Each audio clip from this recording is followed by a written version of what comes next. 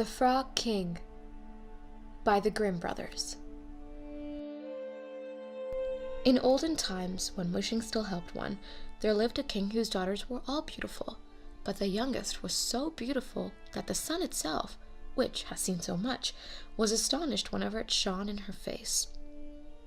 Close by the king's castle lay a great dark forest, and under an old lime tree in the forest was a well, and when the day was very warm, the king's child went out into the forest and sat down by the side of the cool fountain. And when she was bored, she took a golden ball and threw it up on high and caught it, and this ball was her favorite plaything. Now, it so happened that on one occasion the princess's golden ball did not fall into the little hand which she was holding up for it, but onto the ground beyond, and rolled straight into the water. The king's daughter followed it with her eyes, but it vanished, and the well was deep, so deep that the bottom could not be seen. At this, she began to cry, and cried louder and louder, and could not be comforted. And as she thus lamented, someone said to her, "What ails you, king's daughter? You weep so that even a stone would show pity." She looked round to the side from whence the voice came, and saw a frog stretching forth its big, ugly head from the water. "Oh, old water splasher, it is you," she said. "I am weeping for my golden ball, which has fallen into the well."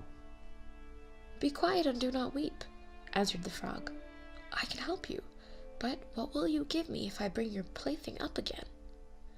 "Whatever you want, dear frog," said she. "My clothes, my pearls and jewels, and even the golden crown which I am wearing." The frog answered, "I do not care for your clothes, your pearls and jewels, nor for your golden crown, but if you will love me and let me be your companion and playfellow, and sit by you at your little table, and eat off your little golden plate, and drink out of your little cup, and sleep in your little bed, if you will promise me this, I will go down below and bring you your golden ball up again." "Oh yes," said she, "I promise all that you wish, and if you will but bring me my ball back again." But she thought, "How the silly frog does talk! All he does is sit in the water with the other frogs and croak. He can be no companion to any human being." But the frog, when he had received his promise, put his head into the water and sank down, and in a short while came swimming up again with the ball in his mouth and threw it onto the grass. The king's daughter was delighted to see her pretty plaything once more, and picked it up and ran away with it. "Wait, wait," said the frog. "Take me with you. I can't run as you can." But what did it avail to him to scream his croak after her, as loud as he could? She did not listen to it, but ran home and soon forgot the poor frog, who was forced to go back into his well again. The next day, when she had seated herself at the table with the king and his courtiers, and was eating from her little golden plate, something came creeping splish splash up the marble steps, and when it had got to the top, it knocked at the door and cried, "Princess, youngest princess, open the door for me." She ran to see who was inside, but when she opened the door, there sat the frog in front of it. Then she slammed the door to in great haste, sat down to dinner again, and was quite frightened. The king saw plainly that her heart was beating violently, and said, "My child, what are you so afraid of? Is there perchance a giant outside who wants to carry you away?" "Oh no," she replied. "It is no giant, but a disgusting frog. Yesterday, as I was in the forest sitting by the well, playing, my golden ball fell into the water, and because I cried so, the frog brought it out for me, and because he so insisted, I promised him that he should be my companion, but I never thought he would be able to come out of his water, and now he is outside there and wants to come in to me." In the meantime, it knocked a second time and cried, "Princess, youngest princess, open the door for me. Do you not know what you said to me yesterday by the cool waters of the well? Princess, youngest princess, open the door for me." Then said the king, That which you have promised must you perform. Go and let him in." She went and opened the door, and the frog hopped in and followed her, step by step, to the chair. There he sat and cried, "Lift me up beside you." She delayed until at last the king commanded her to do it. Once the frog was on the chair, he wanted to be on the table, and when he was on the table, he said, "Now, push your little golden plate nearer to me so that we may eat together." She did this, but it was easy to see that she did not do it willingly. The frog enjoyed what he ate, but almost every mouthful she took choked her.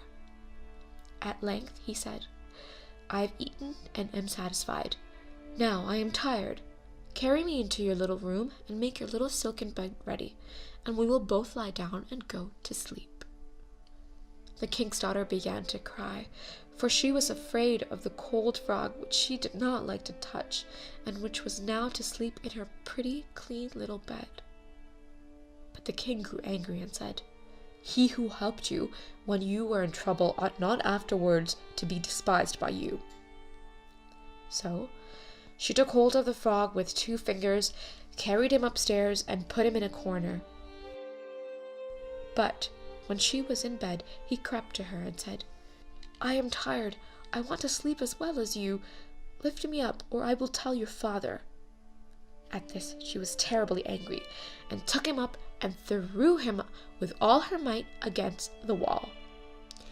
"Now you will be quiet, odious frog," said she. But when he fell down, he was no frog but a king's son with kind and beautiful eyes. He, by her father's will, was now her dear companion and husband. Then he told her how he had been bewitched by a wicked witch, and how no one could have delivered him from the well but herself, and that tomorrow they would go together into his kingdom. Then they went to sleep, and the next morning, when the sun awoke them, a carriage came driving up with 8 white horses, which had white ostrich feathers on their heads, and were harnessed with golden chains, and beyond them stood the young king's servant, Faithful Henry. Faithful Henry had been so unhappy when his master was changed into a frog that he had caused 3 iron bands to be laid round his heart, lest it should burst with grief and sadness. The carriage was to conduct the young king into his kingdom. Faithful Henry helped them both in, and placed himself behind them, and was full of joy because of his deliverance. And when they had driven a part of the way, the king's son heard a cracking behind him as if something was broken. So he turned round and cried out, "Henry, the carriage is breaking." "No, master, it is not the carriage. It is a band from my heart, which was put there in my great pain when you were a frog and imprisoned in the well." Again, and once again, while they were on their way, something cracked, and each time the king's son thought the carriage was breaking.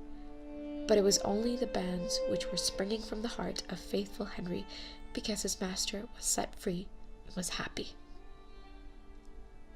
The end. English translation done by Margaret Hunt.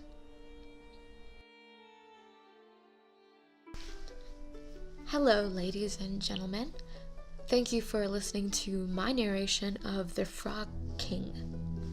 I hope you guys enjoyed listening to it, and if you have any recommendations, feel free to suggest it in the comments box.